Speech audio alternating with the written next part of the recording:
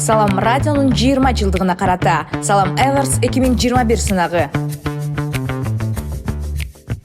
Жылдын мыкты дарыгери номинациясына талапкер Парпиева Анархан Таировна 1990 жылы Кадамжай районунда төрөлгөн. Ош мамлекеттик университетинин медицина факультетинин дарылоо бөлүмүн артыкчылык менен аяктаган. 2014 жылдан тарта Кызыл Кыя шаарынын жалпы дарыгерлер практикалык борборунда номер 1 үй бүлөлүк дарыгерлер тобунун үй бүлөлүк дарыгери жана 1-2-8 үй бүлөлүк дарыгерлер тобунун клиникалык жетекчиси кызматында эмгектенип келет.